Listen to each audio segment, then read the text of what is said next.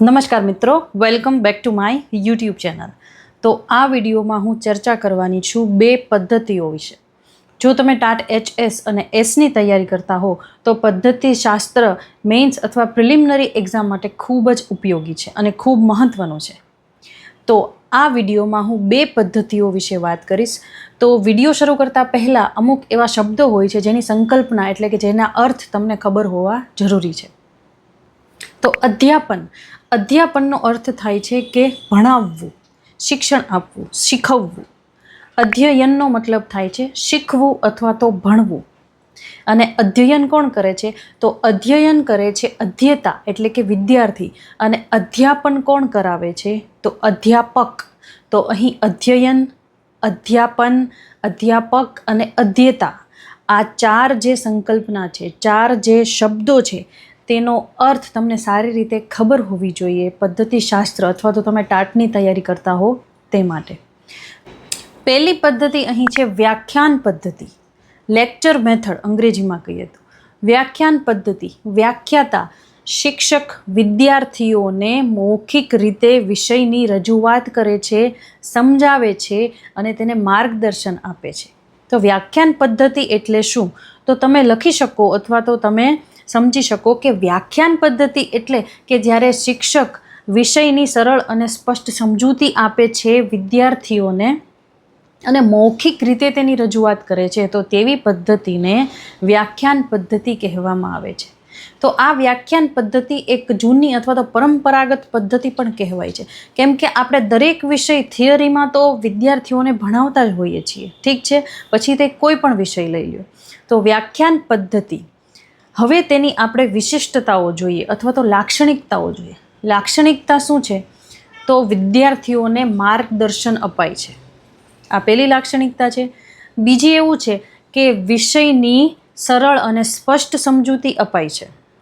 ક્રમબદ્ધ રીતે વિષયની જે થિયરી હોય છે, જે ટોપિક હોય છે ભણાવવાનો, તેની ક્રમબદ્ધ રીતે શિક્ષક રજૂઆત કરી શકે છે, તો તેની સંકલ્પના અને સમજૂતી વિદ્યાર્થીઓને આપી શકે છે અને વિદ્યાર્થીઓને સમજાવી શકે છે. બીજી એની મહત્ત્વની લાક્ષણિકતા છે કે તે શિક્ષક કેન્દ્રી પદ્ધતિ છે. તો અહીં શિક્ષક જ બોલે છે, અહીં શિક્ષક સક્રિય રહે છે. તો આ એક શિક્ષક કેન્દ્રી પદ્ધતિ છે. આ એક યાદ રાખવા જેવી લાક્ષણિકતા છે. નેક્સ્ટ એની લાક્ષણિકતા છે વ્યાખ્યાન પદ્ધતિ એક માર્ગી સંવાદ પદ્ધતિ છે. એક માર્ગી સંવાદ પદ્ધતિ કેમ? તો કે અહીં શિક્ષક ભણાવે છે, વિદ્યાર્થીઓ સાંભળે છે અને સમજે છે. વિદ્યાર્થીઓ મોટા ભાગે તેમાં બોલતા નથી હોતા. તો આ વન વે કમ્યુનિકેશન હોય છે. જો તમે અંગ્રેજી વિષયના વિદ્યાર્થી હો તો અંગ્રેજી વર્ડ પણ અહીંયા યાદ રાખજો. વન વે કમ્યુનિકેશન છે લેક્ચર મેથડમાં. વ્યાખ્યાન પદ્ધતિમાં આ પદ્ધતિ એક માર્ગી સંવાદ પદ્ધતિ છે. અહીં શિક્ષક કેન્દ્રમાં હોય છે, શિક્ષક સક્રિય ભૂમિકામાં હોય છે અને વિદ્યાર્થીઓ પેસિવ એટલે કે નિષ્ક્રિય ભૂમિકામાં હોય છે. હવે આ પદ્ધતિના લાભ ગેરલાભ આપણે જોઈએ. કોઈ પણ પદ્ધતિ તમે લઈ લો તો તેના લાભ અને ગેરલાભ તો હોય જ છે. તો વ્યાખ્યાન પદ્ધતિના લાભ ક્યાં છે? વ્યાખ્યાન પદ્ધતિના લાભ તે છે કે કોઈ પણ વિષયને જો આ પદ્ધતિથી ભણાવવામાં આવે તો સરળ અને સ્પષ્ટ રીતે તમે તેની રજૂઆત કરી શકો છો, વિદ્યાર્થીઓને માર્ગદર્શન મળે છે, સ્પષ્ટ રીતે તે સમજી શકે છે અને મોટા વર્ગમાં એટલે કે વિદ્યાર્થીઓની સંખ્યા જ્યાં વધારે હોય તેવા વર્ગમાં વ્યાખ્યાન પદ્ધતિ સરળ પડે છે અને ઇઝી પડે છે, અનુકૂળ પદ્ધતિ છે જ્યારે વિદ્યાર્થીઓની સંખ્યા મોટી હોય છે. વિષયની ક્રમબદ્ધ તમે રજૂઆત કરી શકો છો. તો આ તેના લાભ છે.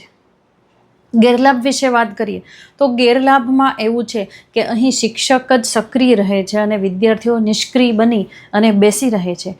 તો ક્યારેક એવું થાય છે કે વિદ્યાર્થીઓનો રસ ઓછો થઈ જાય છે, તેને રસ રહેતો નથી વ્યાખ્યાનમાં, ભણવામાં અને તેનો ઉત્સાહ પણ ઓછો થતો જાય છે. બધા વિદ્યાર્થીઓ એકસાથે બેઠા હોય છે એટલે અમુક વિદ્યાર્થીઓ હોશિયાર હોય છે, મધ્યમ હોય છે અને નબળા પણ હોય છે. તો તેમાં વ્યક્તિગત તફાવત જોવામાં આવતા નથી, એકસાથે બધાને ભણાવવામાં આવે છે. તો વ્યાખ્યાન પદ્ધતિમાં વ્યક્તિગત તફાવતને મહત્ત્વ આપવામાં આવતું નથી. તો આ એનો એક ગેરલાભ છે. પછી તરત ને તરત જો પ્રતિસાદ જોઈતો હોય એટલે કે ફીડબેક જોઈતો હોય વિદ્યાર્થીઓ પાસેથી તો તે પણ મળતો નથી. આ પદ્ધતિ ગોખણપટ્ટીને પ્રોત્સાહન આપે છે. એટલે કે થિયરી સમજાવવામાં આવે છે, સંકલ્પના કોઈ પણ વસ્તુની કોઈ પણ કોન્સેપ્ટની વ્યાખ્યા આપવામાં આવે છે અને કહેવામાં આવે છે કે આ તેની વ્યાખ્યા છે, વિચારી લેજો એટલે કે સમજી લેજો અને ગોખી નાખજો એટલે કે પાકી કરી નાખજો. ઠીક છે, તો આ પદ્ધતિથી ગોખણપટ્ટીને પ્રોત્સાહન અપાય છે એવું કહેવામાં આવે છે.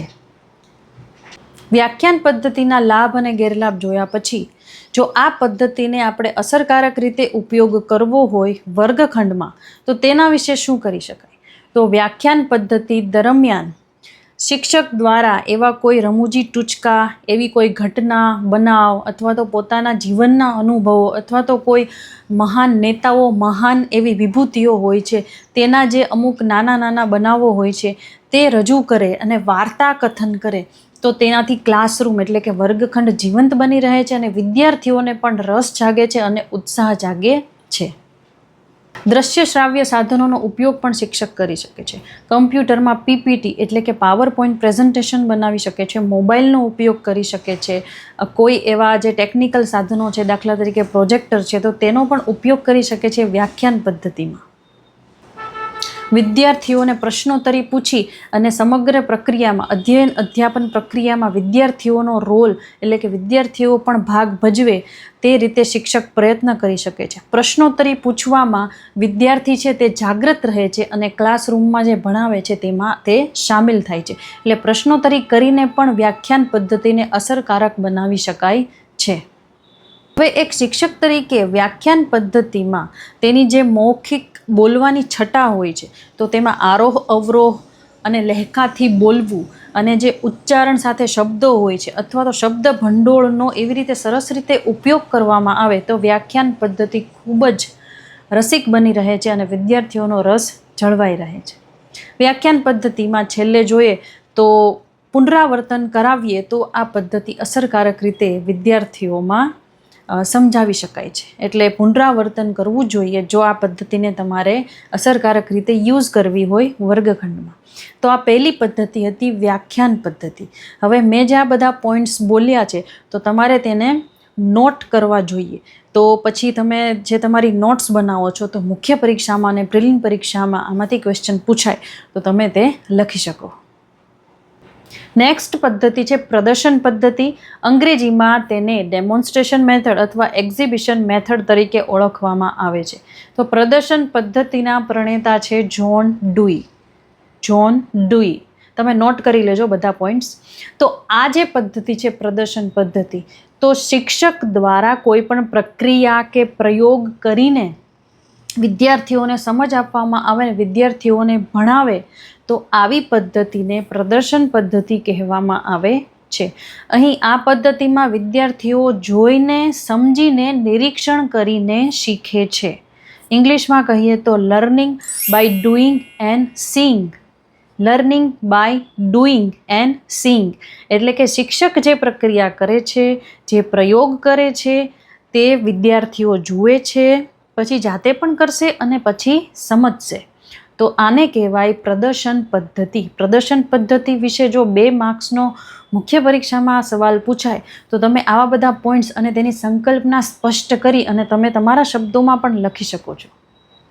હવે આ પદ્ધતિની વિશિષ્ટતાઓ અથવા તો લાક્ષણિકતાઓની વાત કરીએ તો અહીં શિક્ષક કેન્દ્રી છે આ પદ્ધતિ પ્રદર્શન પદ્ધતિ. પણ તેમાં વિદ્યાર્થીઓ પણ નિષ્ક્રિય નથી બેસી રહેતા. વિદ્યાર્થીઓ જોવે છે, નિરીક્ષણ કરે છે અને પછી તે ફરીથી પ્રયોગ પણ કરશે.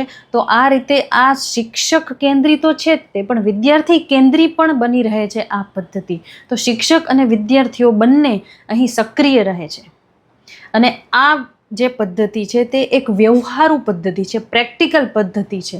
એટલે તેમાં વિદ્યાર્થીઓ સક્રિય રહી અને સરળ રીતે શીખી શકે છે. બીજી વિશેષતા તેની દ્રશ્ય આધારિત પદ્ધતિ છે. એટલે કે વિદ્યાર્થીઓની સામે દ્રશ્ય ઊભું થયું છે કે શિક્ષક કોઈ પ્રક્રિયા કરે છે, પ્રયોગ કરીને સમજાવે છે, કોઈ મોડલ આપણી સમક્ષ રજૂ કર્યું છે અને શિક્ષક સમજાવે છે બધી વસ્તુ પ્રક્રિયા કરીને. એટલે એક વિઝ્યુઅલ ઇફેક્ટ આવે છે, એક દ્રશ્ય ઊભું થાય છે.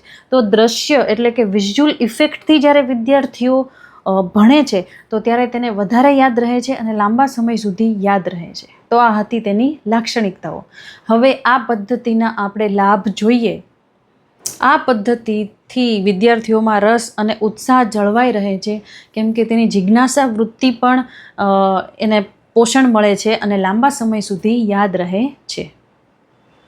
આ પદ્ધતિના ગેરલાભ વિશે વાત કરીએ તો શિક્ષકને આ બધી પ્રક્રિયાનું સાધનો ભેગા કરવામાં કે પછી તૈયારી કરવામાં ઘણો બધો વધારે પડતો સમય લાગે છે, એટલે સમય વધુ જોઈએ છે. ક્યારેક સમયનો અભાવ પણ થાય છે, તો આ પદ્ધતિનો ઉપયોગ થઈ શકતો નથી. સાધનો ભેગા કરવા તે પણ એક અઘરી બાબત છે કે દરેક વિષયાંગ માટે સાધનો ભેગા કરી શકાતા નથી. ક્યારેક નાણાંનો પણ અભાવ જોવા મળે છે, તો તેનાથી સાધનો પણ ખરીદી શકાતા નથી. નેક્સ્ટ એ છે કે બધા વિષયો માટે આ જે પ્રદર્શન પદ્ધતિ છે તે કારગર સાબિત થતી નથી. છેલ્લો તેનો ગેરલાભ તે છે કે મોટા વર્ગમાં આ પદ્ધતિ સરળતાથી ઉપયોગ કરી શકાતી નથી. કેમ? તો કે વિદ્યાર્થીઓની સંખ્યા જ્યાં વધારે હોય ત્યાં તમે સામે શિક્ષક તરીકે પ્રયોગ કરતા હોય અથવા તો પ્રક્રિયા હોય અથવા તો સાધનો કે મોડેલને સમજાવતા હોય, તો છેલ્લે જે વિદ્યાર્થીઓ બેઠા હોય છે તો તેને દેખાતું નથી અથવા તો સંભળાતું નથી અને ક્યારેક અશિસ્તનું વાતાવરણ પણ ઊભું થઈ જાય છે. તો આ હતા તેના ગેરલાભ. હવે પ્રદર્શન પદ્ધતિને અસરકારક બનાવવા માટે અને વિદ્યાર્થીઓ માટે ઉપયોગમાં લાવવા માટે શું કરવું જોઈએ? તો જો તમારો વર્ગ મોટો હોય તો તેને એક ગ્રુપમાં ડિવાઈડ કરી દો, એક બધાના સમૂહમાં એને વહેંચી દો અને એવું રાખો કે આ દિવસે આ ગ્રુપને પ્રયોગ કરીને સમજાવવામાં આવશે, બીજા દિવસે આ ગ્રુપને સમજાવવામાં આવશે. આ બધા પ્રયોગ કે બધી પ્રક્રિયા, બધા કોન્સેપ્ટ આ પદ્ધતિ સમજાવી શકાય નહીં, પણ તમે જે શીખવવા માંગતા હો છો તો જે મેઇન ટોપિક હોય છે તો તે તમે લઈ શકો છો અને આ રીતે તમે તેને અસરકારક રીતે ઉપયોગ કરી શકો છો. આજુબાજુમાંથી એવી જે વસ્તુઓ હોય છે કે જે આપણને ફ્રીમાં મળી રહેતી હોય છે, આપણને લાગે આ તો વેસ્ટ છે, તો વેસ્ટમાંથી બેસ્ટ બનાવીને એવા કોઈ સાધનો બનાવો કે જેનાથી વિદ્યાર્થીઓ પણ સક્રિય રહે અને વિદ્યાર્થીઓ એ સાધન બનાવીને લાવે અથવા તો શિક્ષકની મદદથી તે સાધન બનાવે અને મોડેલ રજૂ કરે. તો આ રીતે તમારા એમાં પૈસાની, નાણાંની પણ જરૂર નથી પડતી. એક મોડેલ પણ તૈયાર થઈ જાય છે આજુબાજુની વસ્તુઓમાંથી અને વિદ્યાર્થીઓને એક રસ અને ઉત્સાહ જાગે છે. તો આ રીતે પણ તમે વેસ્ટમાંથી બેસ્ટ બનાવી અને મોડેલ તૈયાર કરાવો અને પ્રયોગ અને પ્રક્રિયા થકી પ્રદર્શન પદ્ધતિનો ઉપયોગ કરી અને વિદ્યાર્થીઓને શિક્ષણ આપી શકો છો. હવે કયા વિષયોમાં પ્રદર્શન પદ્ધતિને ઉપયોગ કરી શકાય? તો સૌથી પહેલાં તો આપણને ખબર છે એ રીતે વિજ્ઞાનમાં જે પ્રયોગો છે તેમાં પ્રદર્શન પદ્ધતિ એકદમ લાગુ પડે છે. પ્રયોગો તો કરીને જ બતાવીએ તો જ વિદ્યાર્થીઓને ગળે ઉતરે છે. પ્રયોગો કોઈ થિયરીની વસ્તુ નથી. પ્રયોગો એક વ્યવહારુ પદ્ધતિ કહેવાય કે પ્રયોગ કરીને જ બતાવો તો વિદ્યાર્થીઓને સમજાય છે. પછી ગણિતમાં અમુક એવા સાધનો હોય છે જેનો યુઝ શિક્ષક કરીને બતાવે તો જ વિદ્યાર્થીઓને સમજાય છે. તો તેને પણ પ્રદર્શન પદ્ધતિ કહેવાય અને ગણિતમાં તે ઉપયોગ કરી શકાય. બીજું છે સામાજિક વિજ્ઞાનમાં અમુક એવા વિષયો હોય છે, ભૂગોળમાં કે પર્વતોના પ્રકાર છે કે પછી બ્રહ્માંડ ની કોન્સેપ્ટ છે, તે તમે સમજાવો પ્રદર્શન પદ્ધતિથી તો તે પણ અસરકારક સાબિત થાય છે. પછી કમ્પ્યુટરના એવા ટોપિક્સ હોય છે, ટેકનિકલ વિષયો હોય છે અને હસ્તકલાના જે વસ્તુઓ હોય છે, જે કલા હોય છે, ભરત ગૂંથણ છે વગેરે. તો આ બધા વિષયો છે તેના માટે પ્રદર્શન પદ્ધતિ એકદમ અસરકારક અને કારગર સાબિત થાય છે. તો આ વિડીયોમાં મેં 2 પદ્ધતિ લીધી અને સમજાવી, વ્યાખ્યાન પદ્ધતિ અને પ્રદર્શન પદ્ધતિ.